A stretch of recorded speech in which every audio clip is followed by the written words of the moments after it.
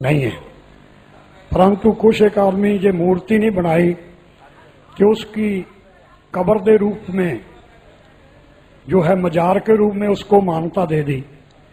آپ مورتی کھڑی پوج لو اور پڑی پوج لو تو ایک بات ہی ہے. کیا یہ جو ہے دھرم کے الٹ نہیں ہے؟ اس بارے آپ روشنی پائیں.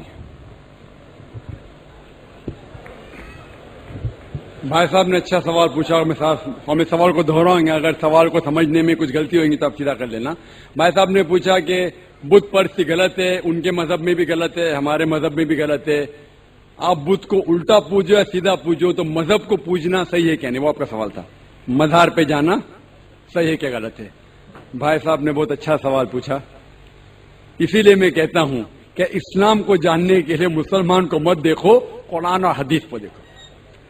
قرآن میں کہیں بھی نہیں لکھا ہوا ہے کہ مزار بناؤ.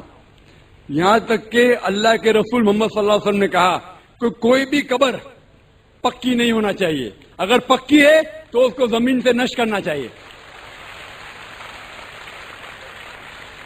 صحیح بخاری کی حدیث ہے کہ اگر کوئی قبر پکی ہے تو اسے زمین کے ان بھائیوں سے جو مزار جاتے ہیں، مسلمان بھائیوں، مزار پہ جانا بالکل غلط ہے. محمد صلی اللہ علیہ وسلم نے کہا کہ آپ قبر پہ جاؤ.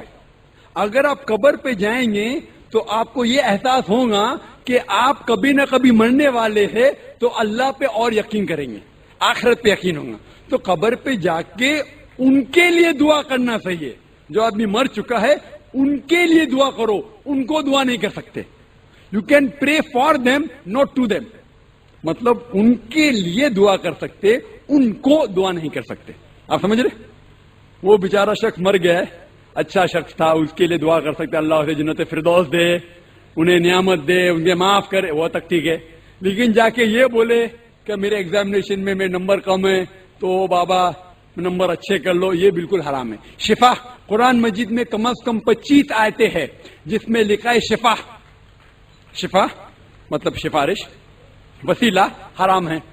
2 آیت میں لکھا ہوا ہے صرف ان کو اجازت ہے جو اللہ تعالیٰ